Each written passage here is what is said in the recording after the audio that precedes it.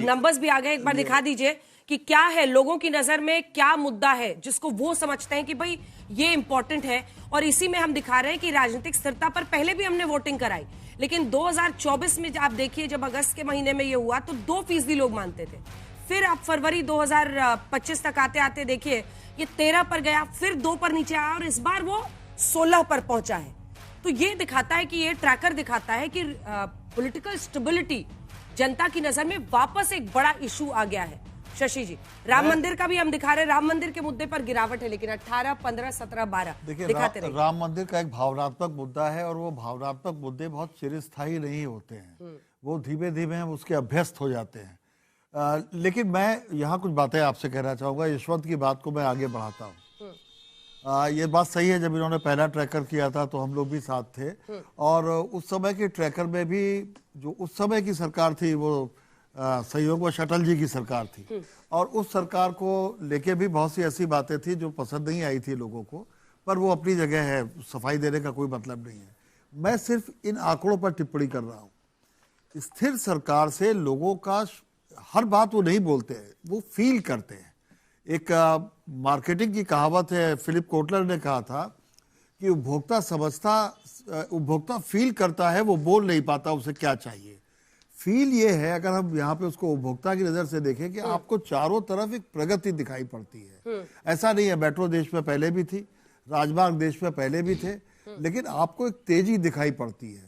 और आसपास की दुनिया में, जैसे अभी कांग्रेस के प्रवक्ता ने एक अच्छा मुद्दा उठाया कि भाई आप 80 करोड़ लोगों को वो आप खाना दे रहे हैं।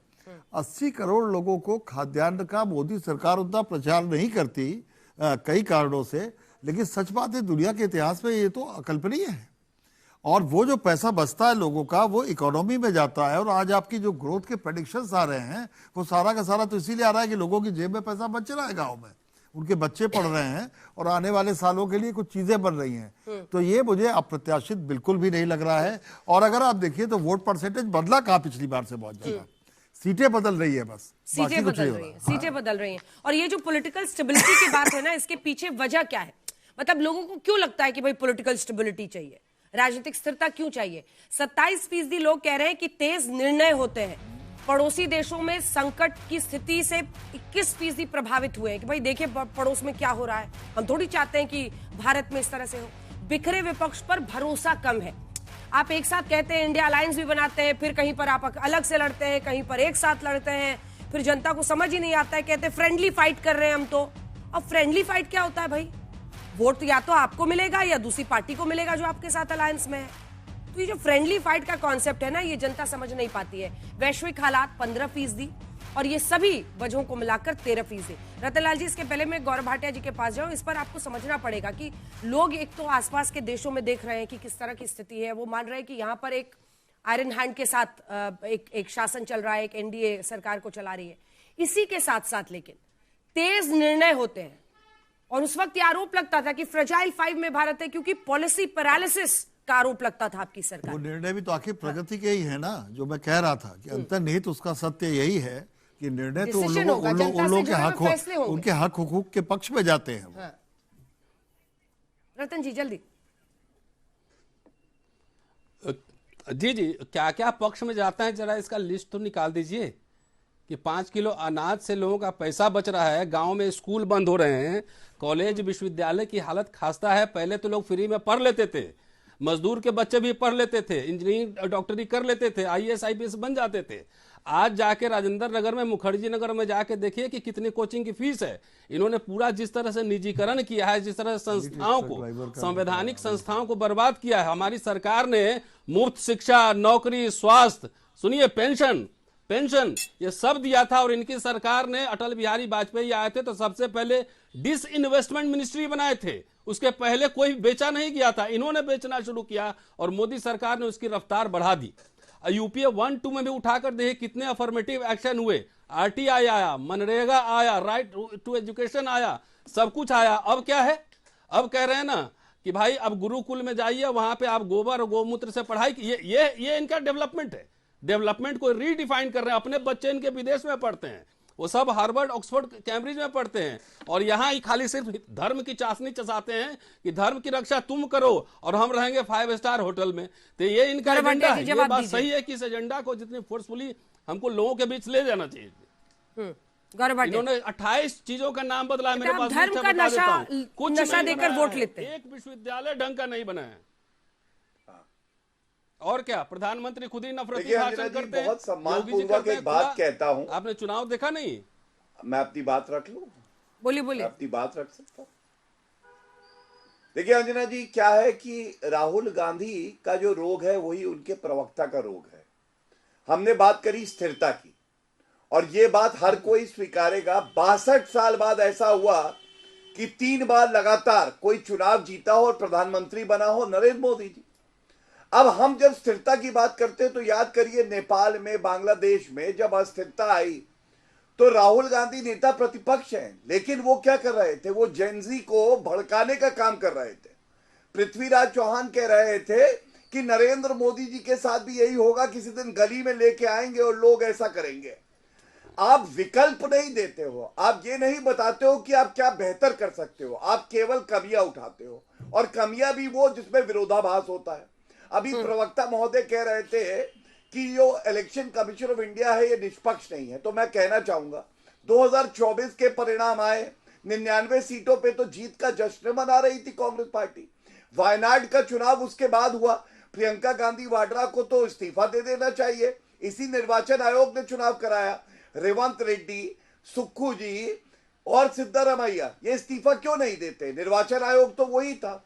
वजह क्या है? ये लोग भूल जाते हैं कि इनके समय में अनाज सड़ता था। सर्वोच्च न्यायालय कहता था अनाज सड़ रहा है, गरीबों में बांट लीजिए। 10 दिन का गोला बारूद था। रफेल 10 साल तक ला नहीं पाए थे, 36 रफेल ला के नरेंद्र मोदी जी ने दिखाया। और साथ में नौकरी की बात कर रहे हैं, ईपीएफओ डेटा आया, 18 करोड़ नए अकाउंट ईपीएफओ में 2024 में हमने रखा। तब तो जनता ने हम पे विश्वास व्यक्त किया, तभी तो हमारे लिए वोट किया। दूसरी बात मैं कहना चाहता हूं, इंडी अलायंस की आपने बात करी। इंडी अलायंस के लिए जनता तो ये कह रही है हाल कैसा है जनाब का। अब आप देखिए पश्चिम बंगाल में जो बातें सामने आ रही हैं कि कांग्रेस पार्टी कह रही है कि हम अलग चुनाव लड़ेंगे और लेफ्ट अलग लड़ेगी, और टीएमसी तो अलग लड़ ही रही है। दिल्ली में कांग्रेस और आम आदमी पार्टी मिलकर चुनाव नहीं लड़ पाए, और असम में कांग्रेस और एआईयूडीएफ जो पिछले चुनाव में एक साथ लड़े थे अलग है। तो ये इंडी अलायंस है कहां? ये तो आपस में ही लड़ रहा है और इनमें आपस में विरोधाभास है। ठीक है, दो बातें रतन लाल जी जिस पर आप जवाब दीजिएगा, उसके बाद में शशि जी आपके पास और यशवंत जी के आपके पास आऊंगी। रतन जी, 2 बातें। एक तो यही, ये जो विरोधाभास है कि नहीं अब तो हमारा समझौता नहीं हो पाया, अब हम फ्रेंडली फाइट लड़ रहे हैं। फ्रेंडली फाइट क्या होता है साहब? फ्रेंडली फाइट तो आप लोग नाम देते हैं पर्देदारी करने के लिए कि आपसी लड़ाई। दूसरा, जेनजी को लेकर सवाल सुन लीजिए। जेनजी को लेकर आपका जो आकलन है वो जमीनी स्तर से बहुत अलग है, क्योंकि नेपाल के मुद्दे के बाद पहली बार राहुल गांधी जी ने देश में कौन बदलेगा परिस्थिति, उसमें जेनजी का उन्होंने वर्ड का इस्तेमाल किया था एक्स पर। लेकिन दूसरी तरफ प्रधानमंत्री कहते हैं कि इस देश में तो जेनजी इनोवेशन कर रहा है, इस देश में जेनजी स्टार्टअप्स खोल रहा है, इस देश में जेनजी भजन जैमिंग कर रहा है, इस देश में जेनजी रिलीजियस टूरिज्म में न्यू ईयर्स की पार्टी की जगह, कहीं रेव पार्टी की जगह, वो रिलीजियस टूरिज्म में जो रिलीजियस सेंटर्स है वहां पर ऐसी भीड़ हो रही है कि लोगों को रोकना पड़ रहा है। तो क्या इस जमीनी, तो 2 सवाल है मेरे, जमीनी स्तर को आप समझने में भूल कर रहे हैं। मोदी जी तो रील बनाने को भी रोजगार कहते हैं, पकौड़े तलने को भी रोजगार कहते हैं। अब रही पहले सवाल पे मैं आता हूं, क्या भाजपा पार्टी ने चुनाव अपने अलायंस के साथ अलग अलग नहीं लड़ा था क्या?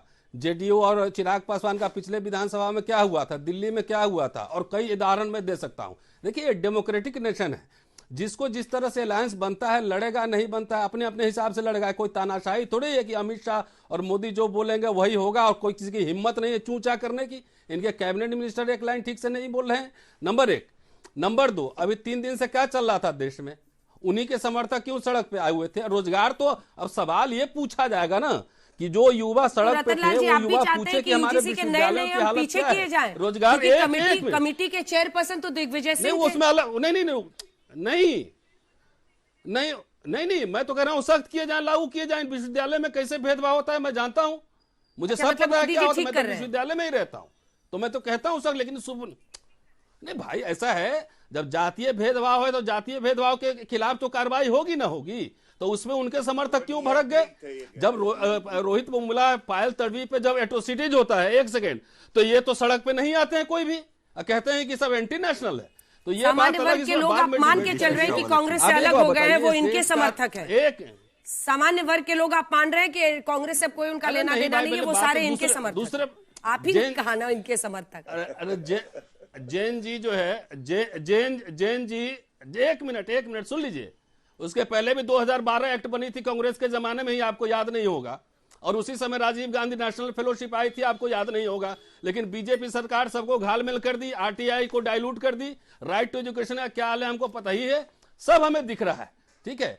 जैन जी से मैं आग्रह कर रहा हूं कि आप कुछ मत कीजिए, संविधान को हाथ में लीजिए, सवाल पूछिए कि हमारे स्कूल, कॉलेज, यूनिवर्सिटी, रोजगार, पेंशन सब कहां हैं, ये सवाल आप करिए। नौकरियां, पब्लिक सेक्टर यूनिट कहां है? मैं बार बार कह रहा हूं कि 14 के बाद से भाटिया साहब ये बताएं कि कितने विश्वविद्यालय, research centre, public sector university खोले हैं। इनकी स्थिरता सिर्फ अडानी के लिए है, अडानी के लिए है इनकी स्थिरता। आम जनता के वेलफेयर के लिए कितने अस्पताल का मैं डेटा दूं क्या हालत है, बुरी हालत है। तो ये पूरे इनके फार्स आंकड़े रहते हैं, इमोशन पे हिंदू मुसलमान करना, इमोशन पर खेलना, रिलीजियस टूरिज्म करना। तो मैं तो चाहता हूं कि इनके बच्चे भी गुरुकुल में पढ़े, इनके बच्चे हिंदी स्कूल में पढ़े, अंग्रेजी स्कूल में नहीं पढ़े। शाह साहब ने कहा था ना कि मैं देश में ऐसी हालत कर दूंगा कि अंग्रेजी बोलने पर शर्म आएगी। तो उनके पार्टी के बच्चे जो हैं वो कहां, गौरव साहब, भाटिया साहब के बच्चे कहां पढ़ रहे हैं, ये भी तो जरा बता दें देश को। तो हिंदी की रक्षा करने की जिम्मेदारी जैन जी पे, युवाओं पर है, धर्म की रक्षा करने की जिम्मेदारी उन पर, और ये मजा मारेंगे, ये इनके बच्चे विदेश पढ़ेंगे, हार्वर्ड में पढ़ेंगे, मैनेजमेंट। कांग्रेस और बीजेपी के तर्कों के बजाय मैं जो आपने जो सर्वे दिखाया है उस पर बात करना चाहूंगा, क्योंकि पार्टियों का अपना अपना एक तरीका होता है, उनके प्रवक्ता उसी लाइन पे चलते हैं। हमें ट्रैकर पर ही रहना चाहिए। देखिए, बहुत साफ है कि हर चुनाव एक गवाही देता है, उन पर आरोप किसी पर कुछ भी आप लगा दीजिए, लेकिन चुनाव दर चुनाव यदि कोई पार्टी जीत रही है तो तय है कि एक पक्ष जो है उसको काउंटर करने में नाकाम रहा है। ये अलायंस वाइज हम दिखा रहे हैं स्क्रीन पर, 299 से 324 और फिर 350, 352 पर अगर एनडीए पहुंचा है, और वहीं पर ये जो इंडिया अलायंस ये 182 पर आया 208 से। ये देखने की चीज है। शशि, मेरे बचपन में जो विरोध हुआ करता था, विपक्ष हुआ करता था, मैं अपने बचपन की बता रहा हूं, मेरे सामने ही मुझे याद है कि कांग्रेस पहली बार 7 स्टेट से गायब हो गई थी 1967 में। मैं तब प्राइमरी स्कूल में था, लेकिन मुझे याद है चौधरी चरण सिंह जब मुख्यमंत्री बने थे यहाँ के, मेरे सामने ही तमाम तरीके के विरोध मैंने देखे। मैं इलाहाबाद में रहता था और इंदिरा जी जब आती थी तो लोग उनको काले झंडे दिखाते थे, और इंदिरा जी की फैन फॉलोइंग के साथ विरोध भी उनके अपने घर के सामने ही होता था, आनंद भवन के सामने। ये देश ऐसा था। लेकिन तब वो कभी शिकायत नहीं करती थी कि देखो ये विरोध कर रहे हैं, बल्कि उनमें से कभी कभी वो किसी को बुला भी लेती थी अंदर की, आ जाओ जरा बात करो, तुम तो आज बहुत चिल्ला रहे थे, आओ बैठो बात करो। देखिए, ऐसा है कि एक राजनीतिक संस्कृति का पराभव अपनी जगह है, लेकिन मैं दो बातें बहुत साफ है, इलेक्शन से बढ़कर इस देश में कोई कुछ नहीं है। और दूसरे, मैं विपक्ष की जो बात कह रहा था, कांग्रेस के सारे तर्क सही मान लिए जाए, सारे विपक्ष के तर्क सही मान लिए जाएं, तो जनता से उन्हें मनवाने, और अगर वो जनता की भी आवाज उसे मानते हैं तो जनता की आवाज सड़कों पे बुलंद करना उनका काम है। मैंने देखा है कि किस तरह सिर्फ 5 पैसे की बढ़ोतरी पर बस के टिकट में बसें जल जाया करती थी, रास्ते बंद हो जाया करते थे, और आज हालत यह है कि कुछ भी हो जाता है, विपक्ष सिर्फ ट्विटर पे बात करता है। भाई, मैं इस देश का नागरिक हूं, मुझे भी एक विपक्ष चाहिए, मैं भी चाहता हूं कि एक जिंदा विपक्ष हो, लेकिन मुझे जिंदा विपक्ष दिखता क्यों नहीं है? तो सांप सूंघ गया है सबको। नहीं, वो चलिए, वो जाति की बात है, जो जाति की बात है उनसे वोट लेना है। जिन मुद्दों की आप बात कर रहे हैं, आप कहाँ सड़क पर उतरते हैं? कौन? मैं बीएचयू में पढ़ा हूँ, मैं इलाहाबाद यूनिवर्सिटी में पढ़ा हूँ, मेरी अपनी यूनिवर्सिटीज की रक्षा के लिए कौन विपक्षी उतर रहा है? मैंने तो वहां लाठीचार्ज होते हुए देखे हैं, मैं खुद उसमें शामिल रहा हूं जब आंसू गैस के गोले चले हैं बीएचयू में। तो आज अगर विपक्ष नहीं दिखता तो हम क्या कर सकते हैं उसमें? तो जाहिर है, लोगों को स्थिरता अगर दिखती है तो उसको चैलेंज करना सड़क पे उनका काम है, और जब पोलिंग बूथ पर काम है, दोनों में मुझे आगे तो हम रिजल्ट बताएंगे नहीं दिखता। प्रधानमंत्री के तौर पर यशवंत जी किसको पसंद कर रही है देश की जनता, लेकिन ये नंबर्स क्या कह रहे हैं और लीडरशिप पर कॉन्फिडेंस वो कितना बड़ा फैक्टर रहता है? बहुत बड़ा फैक्टर है, बहुत बड़ा फैक्टर Political है। stability की नहीं, बात है तो बिल्कुल है। और एक चीज में जहाँ शशि जी जहाँ छोड़ा, मैं उसमें और जोड़ना चाहूंगा कि जीतने का जो एक स्वभाव या टेंडेंसी होती है, उसमें गलतियों से सीखना ये एक बहुत बड़ा कंट्रीब्यूटिंग फैक्टर होता है। मुझे लगता है कि 24 का जो चुनाव के जो नतीजे थे वो एक एबरेशन थे। उसके बाद से अपना चौथा एमओटीएन का सर्वे है जिसमें हमको साफ दिखाई दे रहा है कि ये वापस 2019 के ढर्रे पे मामला पहुंच कई गया है। एनालिस्ट ये कहते हैं कि 240 सीटें जो बीजेपी को आई, तो जो उनके कोर वोटर्स थे, जो कई निकले भी नहीं थे वोट करने के लिए, उनको लग रहा है कि नहीं भाई अब तो जो बीजेपी को झटका जिताना लगा, है। उन्होंने उसके बाद में जो करेक्टिव मेजर लिए, गलतियां सुधार। मुझे लगता है कि एक तरफ होता है कि गलती से सीखना, दूसरी तरफ होता है कि गलती से जो मिल गया है उसको न्यू नॉर्मल मान करके उसको स्वीकार कर लेना कि नहीं अब तो हम आ ही गए हैं। कहीं ना कहीं ये चीज बहुत तेज से सीख करके कोर्स करेक्शन करना, ये बीजेपी की एक बड़ी ताकत कम से कम बन गई। स्ट्रॉन्ग लीडरशिप ये देश पसंद करता है। इंदिरा गांधी को ये देश भूला नहीं है। स्ट्रॉन्ग लीडरशिप का मैं उदाहरण देना चाहूंगा। मनमोहन सिंह की निजी तौर पर मैं बहुत इज्जत करता हूं। मुझे लगता है कि उन्होंने बहुत से अच्छे काम किए, लेकिन मनमोहन सिंह का बिल जिस तरह फाड़ा गया, वो लोगों को नागवार गुजरा कि भाई आपके अपने घर में चीजें एक नहीं है। रतन जी,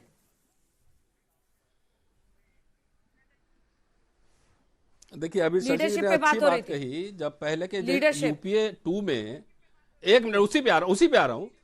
कपिल सिब्बल एचआरडी मिनिस्टर थे, हम लोग प्रोटेस्ट कर रहे थे 4 ईयर डिग्री कोर्स के खिलाफ। हम जाके बार बार एचआरडी मिनिस्टर से मिलते थे।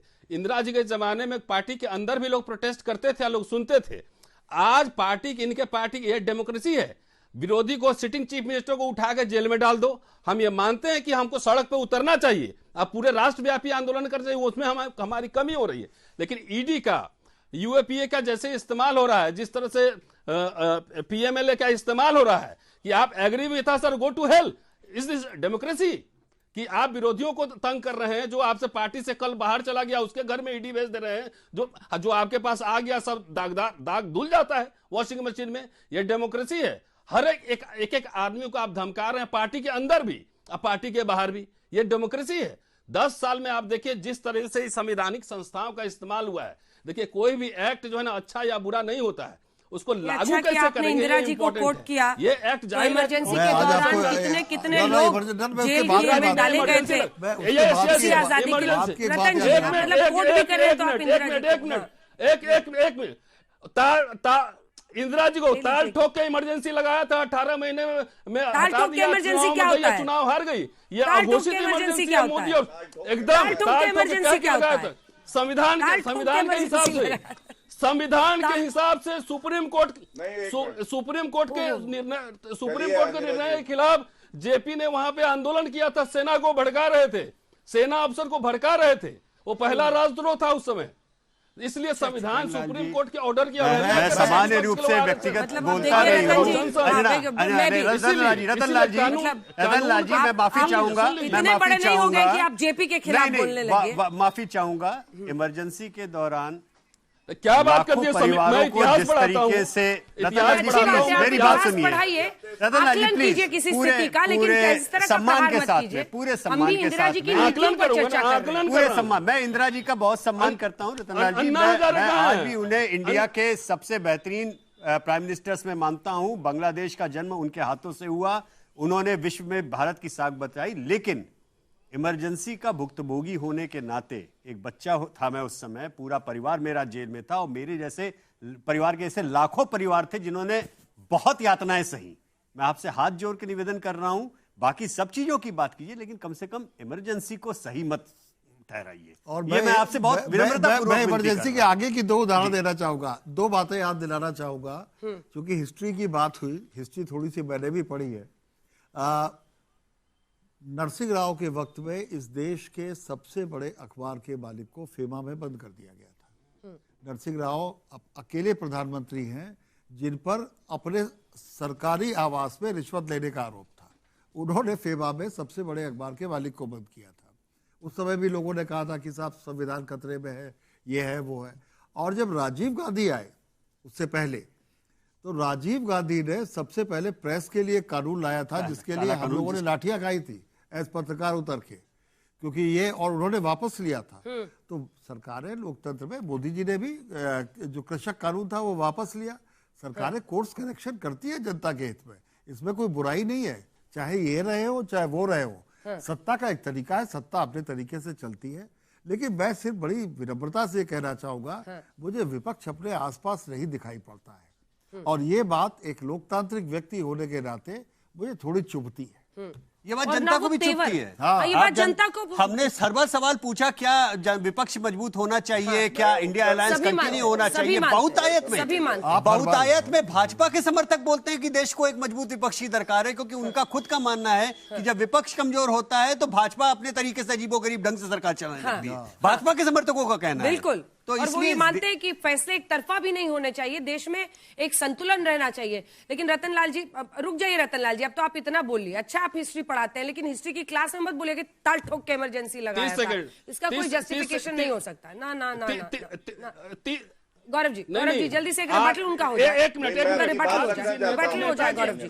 गौरव जी मेरा रिबटल आ जाए, फिर उसके बाद जाइएगा। बोले गौरव जी जल्दी से। हाँ प्लीज अंजना जी, ये गलत बात है। देखिए, इस तरह से अच्छी चर्चा नहीं हो सकती। अगर उन्होंने बात कही, अब मैं उत्तर दूंगा, आंकड़ों के साथ दूंगा। जिन्होंने ताल ठोक के आपातकाल लगाया, उनका गाल ठोक के जनता ने बाहर किया। और 3 बार लगातार इंदिरा गांधी जी ने कुछ अच्छे काम जरूर किए, लेकिन 3 बार लगातार चुनाव वो भी नहीं जीती।